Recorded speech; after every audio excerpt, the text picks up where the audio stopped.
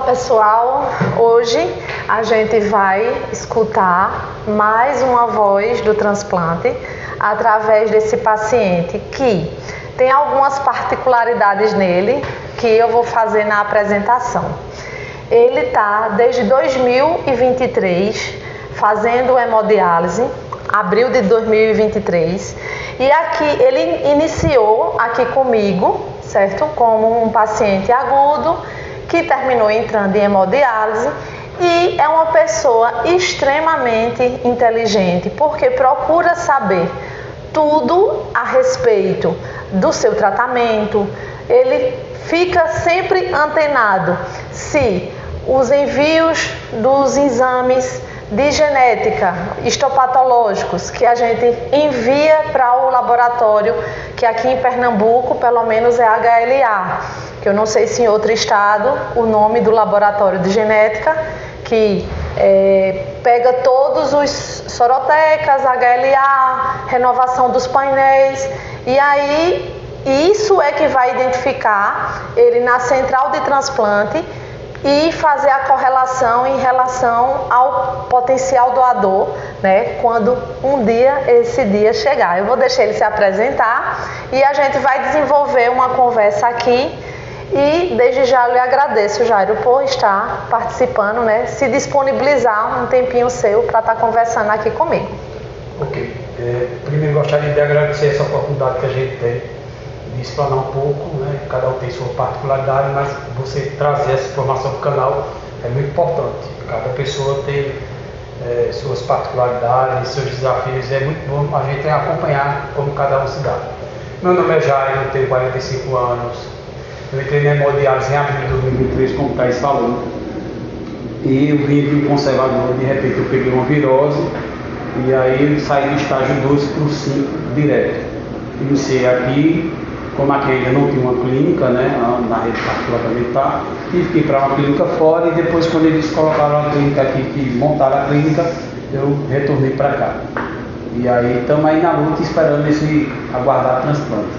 E quando eu digo que Jairo é uma pessoa que de fato ele pesquisa, ele é atento, né, que eu acho que todo paciente deveria ter esse perfil de Jairo, no sentido de que de fato procurar, porque nem toda clínica, certo? Não estou falando que isso acontece de rotina, mas às vezes, de acordo com o número de pacientes, pode ocasionar algumas falhas de envio, que essas falhas de envio para os laboratórios de histopatologia atrapalham, né? Porque se a soroteca ela não estiver atualizada, pode implicar num possível transplante que surja e ele de fato não ser contemplado.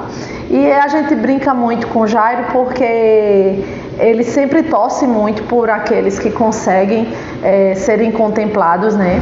Seja através de um doador aparentado, ou seja, uma contemplação com um potencial doador, que é o doador cadáver, né? Que são as duas formas que a gente pode, eles podem esperar receber um rim. E aí, diante disso, ele fica ligado, né, na questão desses envios, porque eles têm um link, né? Como é que tu poderia falar para as pessoas também se atentarem a olhar esse link no Sistema Nacional de Transplante? Isso, tem o site SNT, que é o Sistema Nacional de Transplante. Quando a gente é inscrito na lista de transplantes, a gente recebe um código chamado RGCT, que é o Registro Geral de Transplante. E por esse código, através desse site, você coloca esse código, coloca a sua data de nascimento, às vezes ele pede um mês ou um ano, e embaixo você coloca o seu CPF.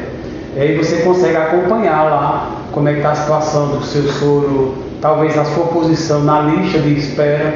Então é bem interessante, eu sempre faço esse acompanhamento, fico observando seu sub, seu desço, e aí é bom para que você esteja muito atento a esses detalhes.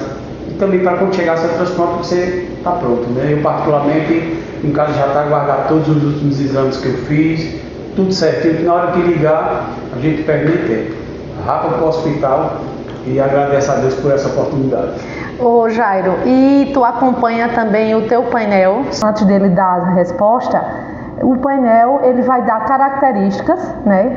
quanto menor o valor desse painel ou zerado, mais probabilidade esse paciente vai ter de transplantar e não rejeitar o órgão.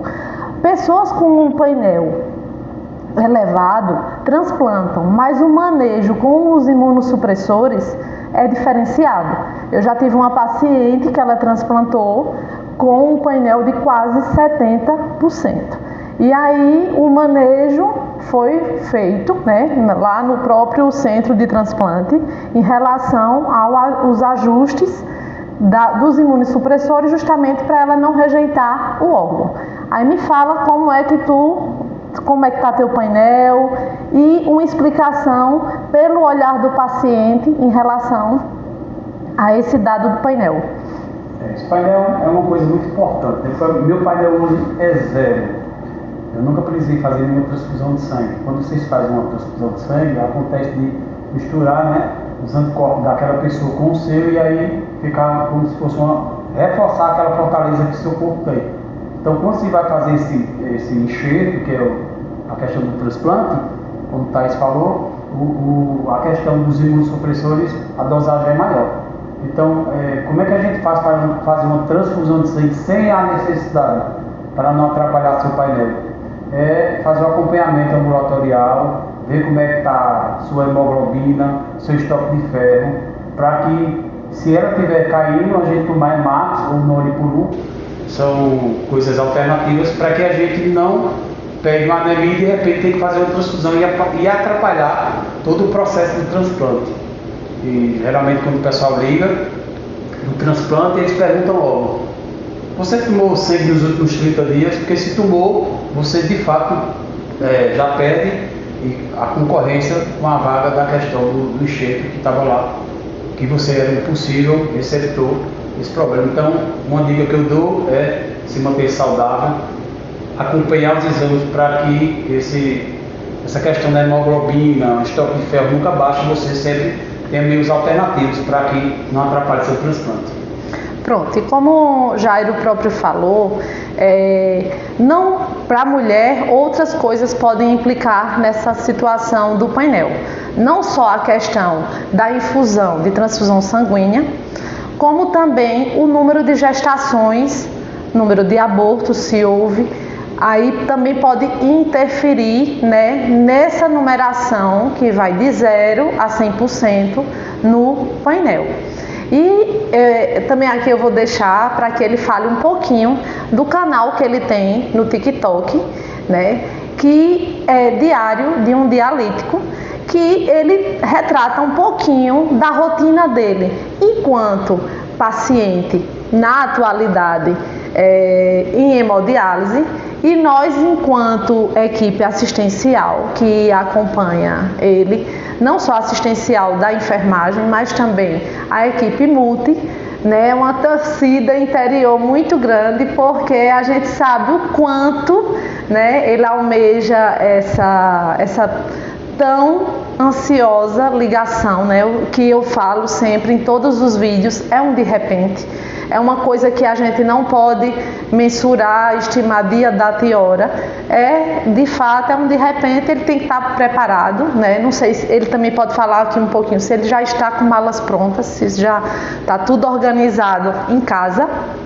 E aí eu queria que ele falasse um pouquinho desse canal, até porque se vocês forem ver nas redes sociais, TikTok, Instagram, YouTube, eu que comecei agora há pouco, há mais ou menos quase 2 meses com o canal Vozes do Transplante, eu vejo que tem muitas pessoas que vivem essa realidade do renal, que compartilham suas histórias, né?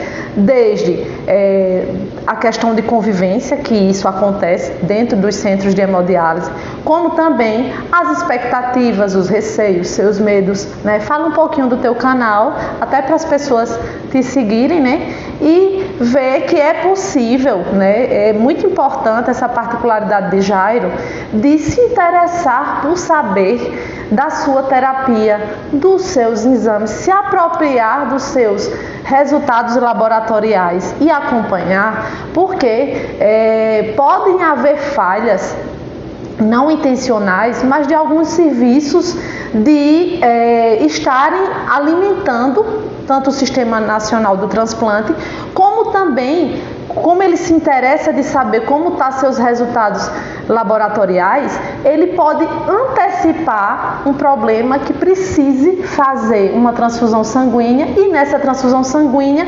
implicar em postergar essa possível ligação, que nunca se sabe a hora, né? A questão do transplante. Fala um pouquinho, Jairo, que a minha pergunta se estendeu, mas fala aí um pouquinho.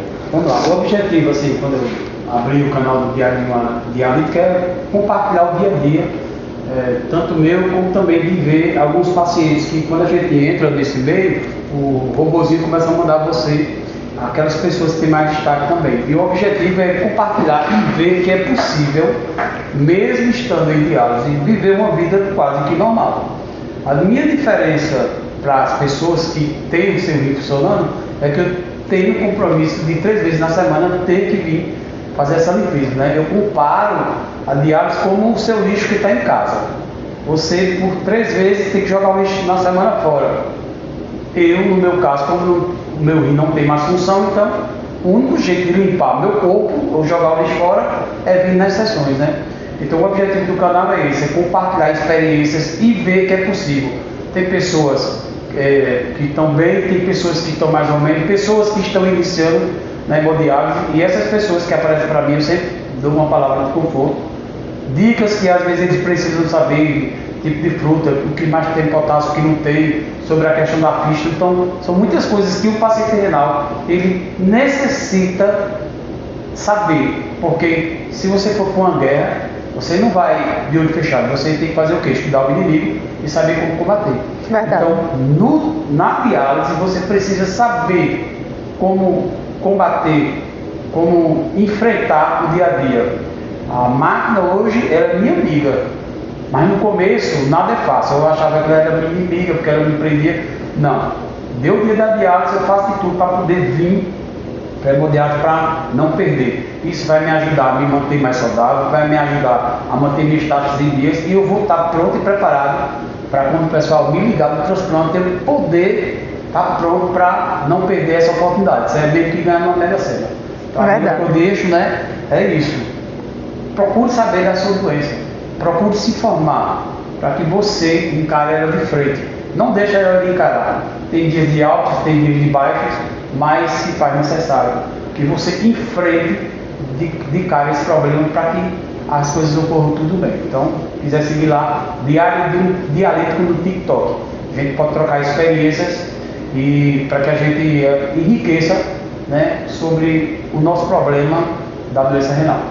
E aí, encarar o tratamento, né? Ele passou pela fase da aceitação, mas isso está lá atrás, em 2023, que até para convencer ele para uma clínica, depois que ele estabeleceu um pequeno vínculo com a gente enquanto tratamento agudo, foi difícil, né? Ele, querer ir para lá, mas aí a gente convenceu tudo, e quando a gente abriu, trouxe ele, né? Então, assim, fechando essa ideia, você enfrentar um tratamento conhecendo, né, as particularidades dele, lógico, ele não descobriu isso, entrou em diálise hoje, amanhã ele já estava sabendo disso. Ele de fato pesquisa, ele de fato é uma pessoa que terminou o tratamento e quando ele sair por essas portas, ele vai trabalhar, ele tem uma vida social, ele tem uma vida familiar e ele tem uma vida ativa de trabalho. Então, é essa a palavra que a gente quer deixar, que muitos têm uma ideia da hemodiálise, uma ideia de finitude, né? Fácil não é para quem enfrenta, só sabe quem passa. Mas quando a gente agrega esse conhecimento, essa busca por o que é que meu tratamento, o que é que eu preciso fazer, faz com que o maior beneficiado seja o paciente. Porque muitas vezes o paciente, ele transfere toda a sua logística de tratamento sempre na equipe assistencial. A gente está aqui para trabalhar, para fazer o nosso melhor durante o tempo que eles estão aqui, né? Até porque eles vivenciam isso 4 horas por dia, dia sim, dia não. E a gente vivencia o plantão inteiro, das 6 às 20 horas. Mas, quando eu digo compartilhar essa adesão, porque essa adesão ao tratamento, das portas para fora, depende única e exclusivamente do paciente. Então, assim, tivemos já pacientes que receberam a ligação e por não ter essa visão de Jairo, de estar com tudo ok, buscar não sair dessa linha para não perder a oportunidade na hora que receber uma ligação. Tivemos pacientes que receberam 2 ligações e por estarem fazendo tratamento com antibiótico interno, não tiveram a chance de realizar o transplante. E nesse ponto, Jairo está pronto, né? Ele só está esperando de fato de repente dele, ele tem um painel zerado, mas eu sempre digo a ele que na hora que ele menos esperar, é a hora que ele vai receber essa ligação. Eu sei que para quem está vivenciando o outro lado, que é de fato o tratamento, tudo que a gente pede enquanto assistência é difícil demais. A gente pede para beber pouco líquido, numa região que a gente está muito quente, o Nordeste aqui está muito quente. Quando não é sol, é um abafado que parece que a gente está numa panela de pressão, né? Então, tudo que a gente pede para eles é muito difícil, mas é porque a gente enxerga para frente, né? Porque às vezes a gente não, ele sabe disso. Às vezes os que não aderem a essa história de uma restrição hídrica, não é beber líquido de jeito nenhum, né? Porque quando eles vão na escolha do líquido, 100% na água. Porque é uma coisa que antigamente eles tinham a oportunidade de beber de forma sem restrição nenhuma e hoje em dia, infelizmente, fazem parte do dia a dia, né? Uns mais restritos, outros menos, mas o maior beneficiado é o paciente. Então, deixo uma mensagem final aqui já para todos que vão nos assistir, né? Desde já, mais uma vez, eu te agradeço e que mais pacientes, quando os que tiverem a oportunidade de ver esse vídeo, que mais pacientes se espelhem na história de Jairo, certo? Sigam as redes sociais dele. Ele compartilha muito desse dia a dia dele, bem antes do que eu, que tive esse despertar para falar um pouco de vozes diferentes, né? A última voz que eu postei foi uma voz que não quer o transplante e a gente tem que respeitar. Então deixa a tua mensagem final e desde já te agradeço, né? E aí fala um pouquinho do que você quer deixar de mensagem para o público que vai nos assistir. Muito bem. Frisar novamente, agradecer essa oportunidade, trazendo o teu canal para que a gente possa, né, trazer uma visão diferente de cada pessoa. A mensagem que eu tenho que deixar para as pessoas hoje é uma mensagem de você tem que ter 3 coisas na vida: fé em Deus, perseverança e paciência. Eu sou uma pessoa muito ativa, então para mim desenvolver a paciência em ter que esperar, porque tudo na diálise você tem que esperar. Você tem que esperar quando se põe o catéter, aí tem que esperar as 4 horas da hemodiálise, tem que esperar fazer uma ficha, tem que esperar ela amadurecer para que possa fazer as primeiras funções e tem que esperar o transplante. Então tudo é uma espera. Então meu pilar é Deus, minha família, minha esposa, minha filha, que me ajuda muito nesse sentido, aí toda a equipe multidisciplinar que nos orienta e cuida da gente com carinho. Então, diálise não é o fim, diálise é uma oportunidade que você tem em seguir a sua vida.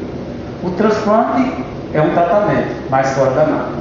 Então, você que está passando por esse problema ou está iniciando na hemodiálise, não perca as esperanças.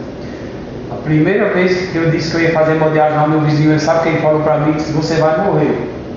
Eu disse, um dia eu vou, mas a hemodiálise não vai morrer não, ela vai me manter viva. Então, fé em Deus, foco, paciência, perseverança, que vai chegar o dia. Nós fomos feitos para ser vencedores. E tudo a gente pode naquele que nos dá força e nos confere poder, que é o nosso Deus. Então sigam a dica dele, porque com Deus tudo fica mais fácil.